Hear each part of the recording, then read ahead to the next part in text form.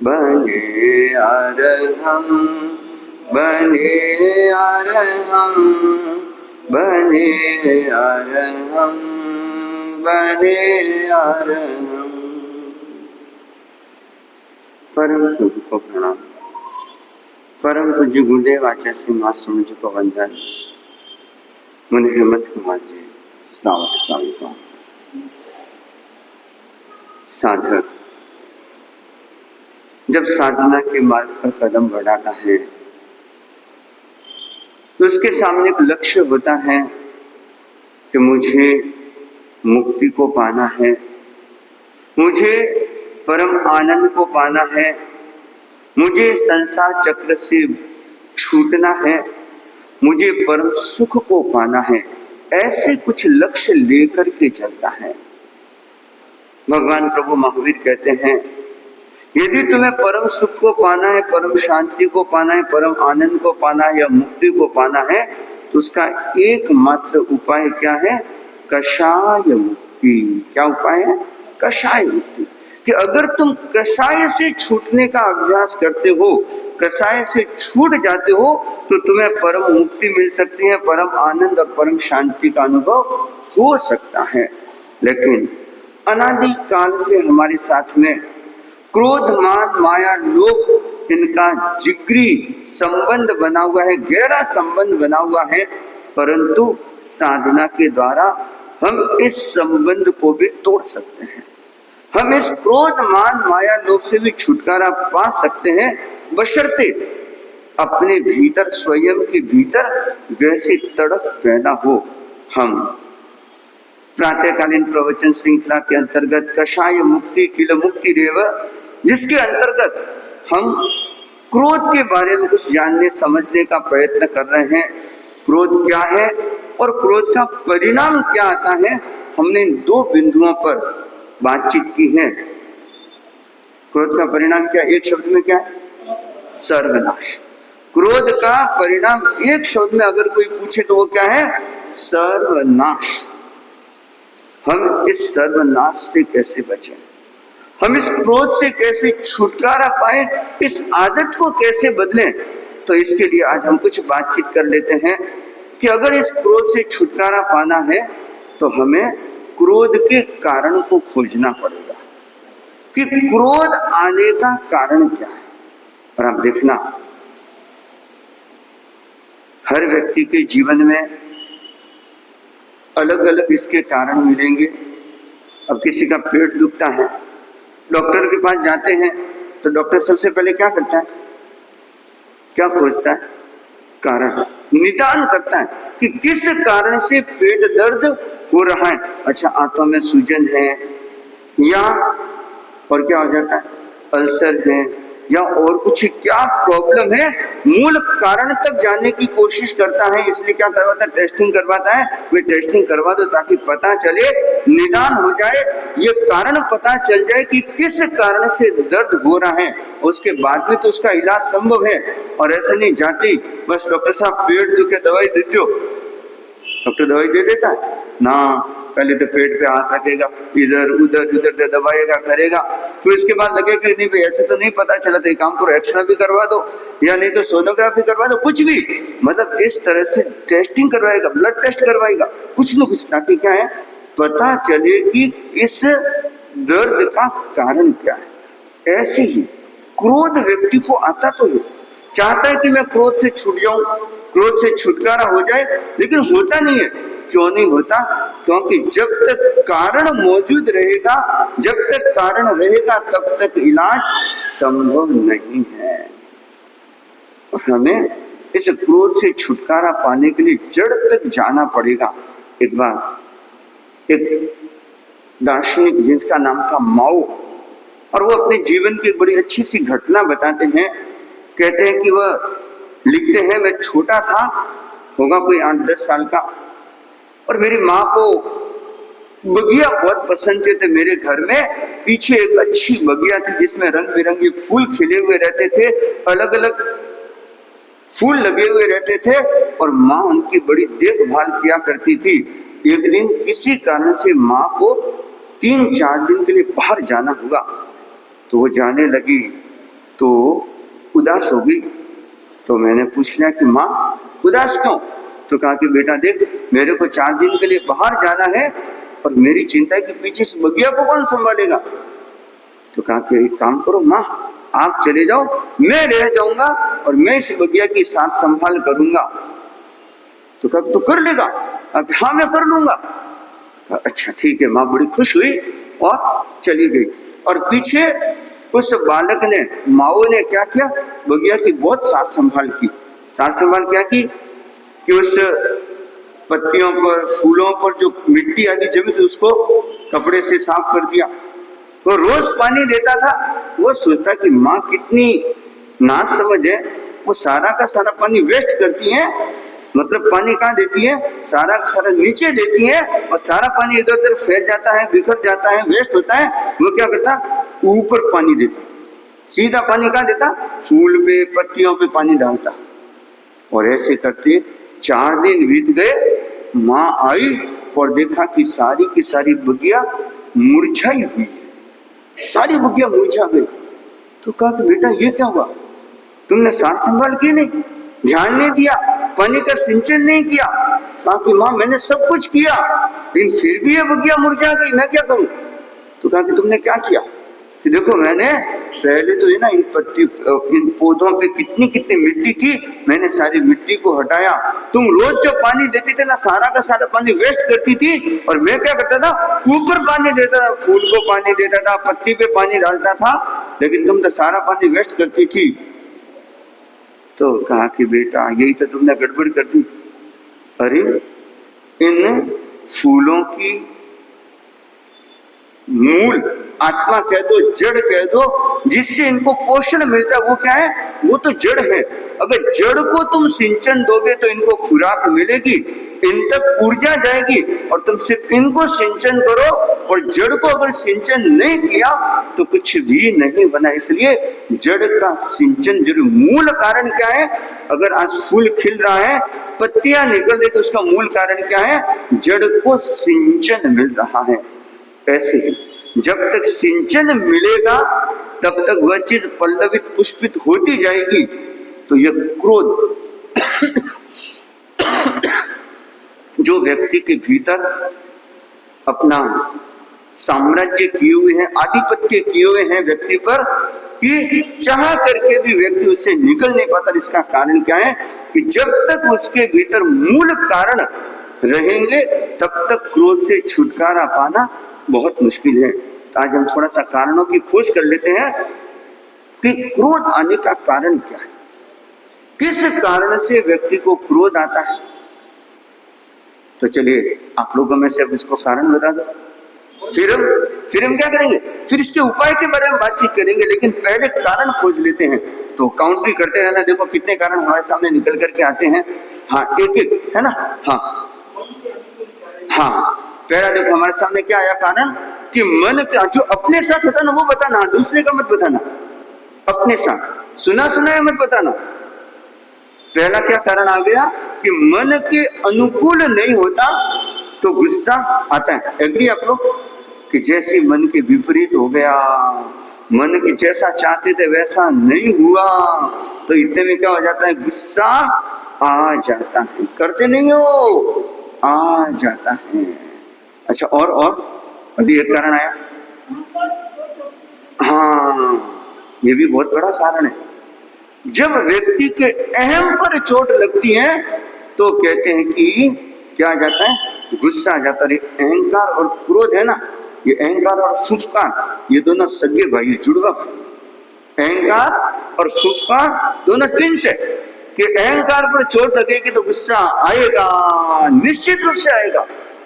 तो ये दूसरा कारण क्या है, अहम पर चोट होना। अच्छा और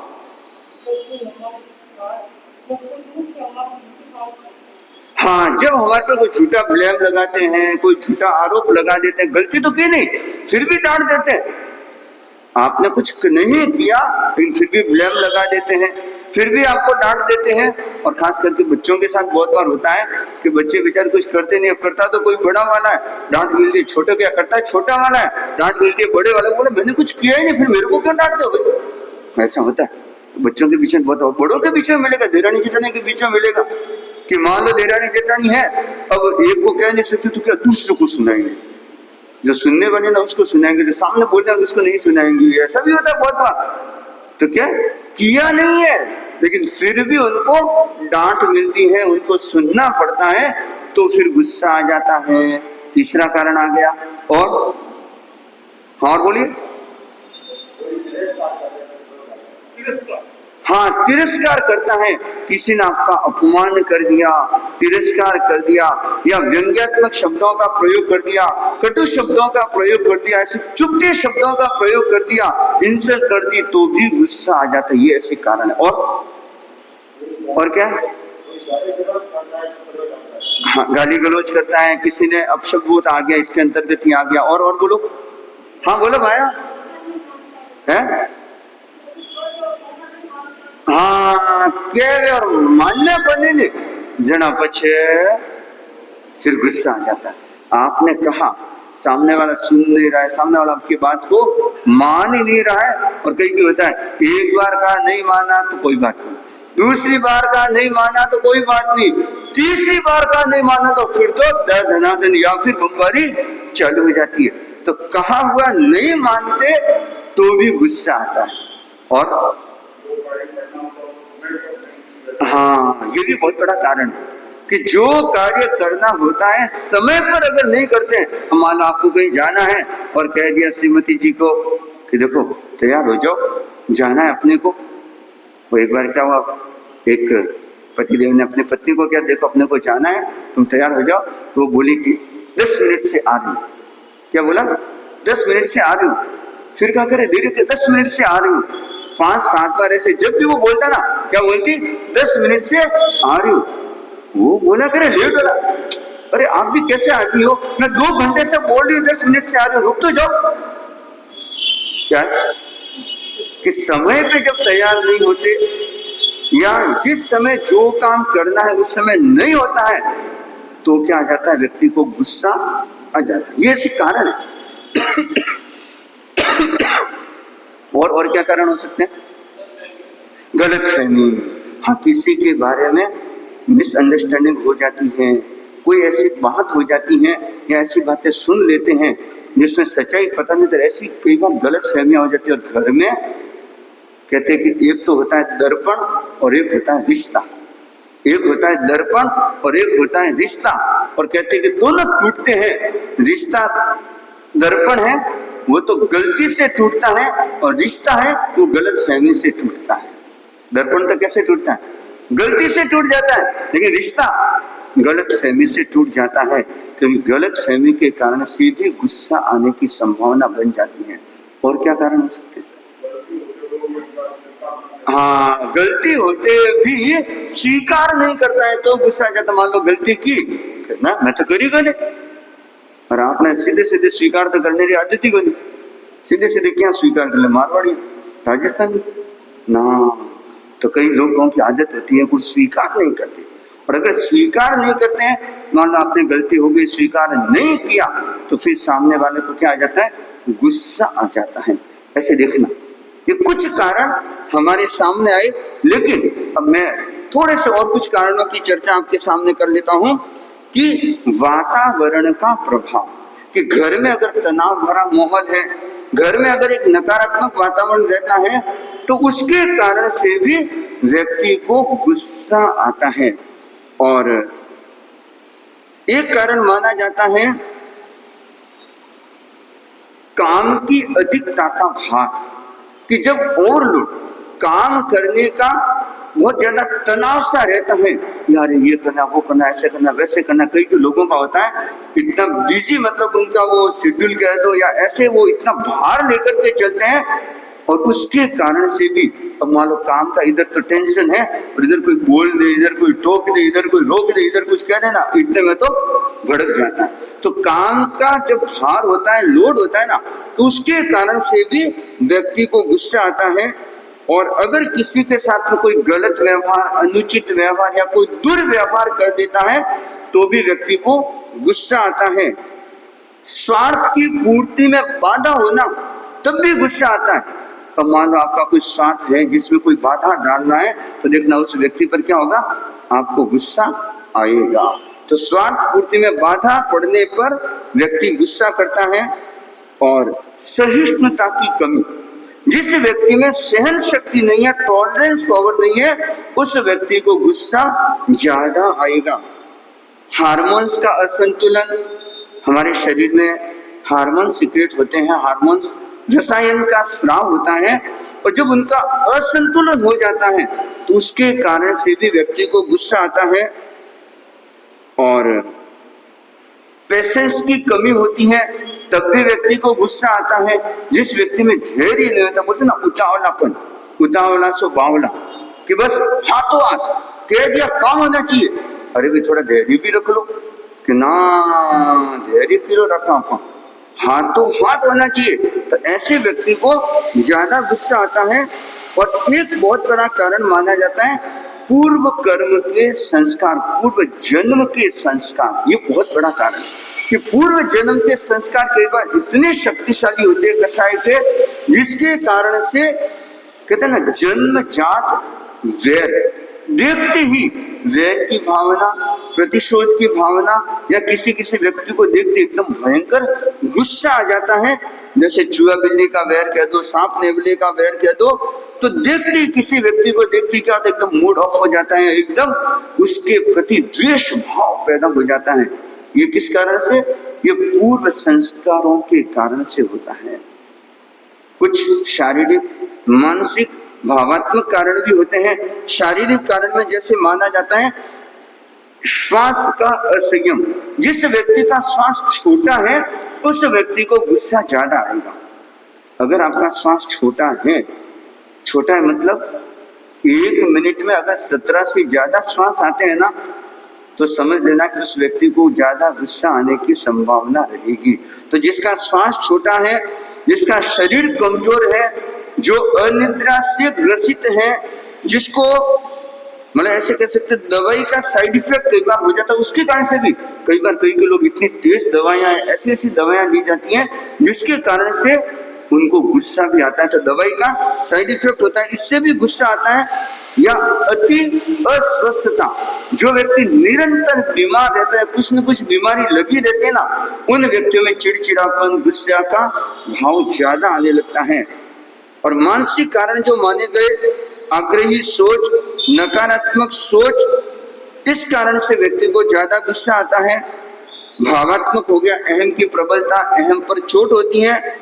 और वाचिक जो कारण माना जाता है, वाणी का असंयम, व्यंग्यात्मक, अपमानजनक शब्दों का प्रयोग करने पर।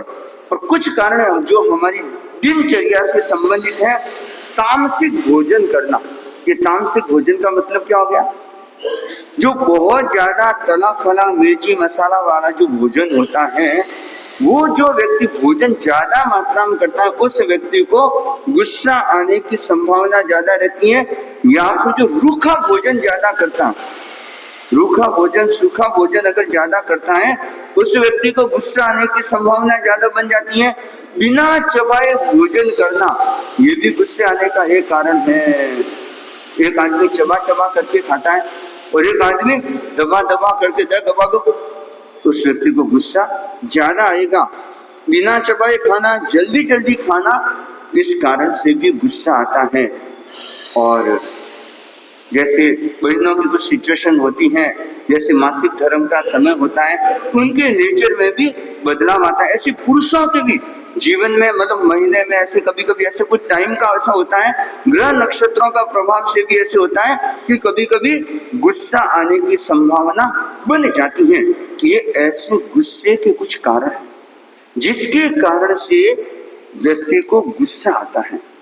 अब आप अपना देखना, 5 मिनट आराम से बैठ करके देखना कि मेरे को जो गुस्सा आता है वो क्यों आता है। आता तो सबको ही है, ऐसी बात नहीं आता ही नहीं है। कोई जिसको आता ही नहीं है गुस्सा, कोई नहीं होगा शायद। आता है आने का कारण क्या है? तो आप लोग 5 मिनट बैठ करके अपने सामने अपने पास में डायरी पेन भी लेकर के बैठना, और जिस कारण से आता है वो कारण एक बार नोट करना, बताना मत किसी को। हाँ, अपने पास में रखना बताना मत, लेकिन नोट करना कि किस कारण से आपको गुस्सा आता है। तो कुछ उपाय तो मैं कल समूह में वैसे कुछ बताऊंगा कि उनके कारण से, उन उपायों को करके हम बड़ी आसानी से इस क्रोध की आदत से छूट सकते हैं, मुक्त हो सकते हैं।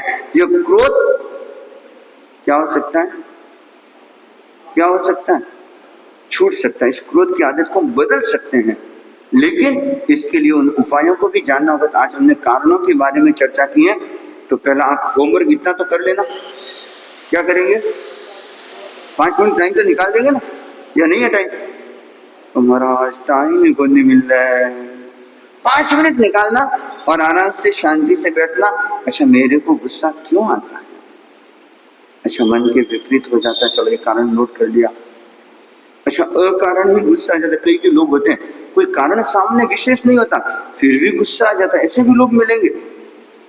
तो जो भी कारण आता है आप अपने डायरी में नोट करके रखना, फिर हम उसके बारे में कल और विशेष कल हम उपायों पे फोकस करेंगे कि किस तरह से हम क्या करें जिससे कि इस क्रोध की आदत से हमारा छुटकारा हो सकता है, हम क्रोध से मुक्त हो सकते हैं, या क्रोध को एकदम हल्का, एकदम शांत कर सकते हैं। इसके उपायों के बारे में फिर हम कल कुछ बातचीत करेंगे इन्हीं भावों के साथ में। ओम शांति शांति शांति। सुने मंगल।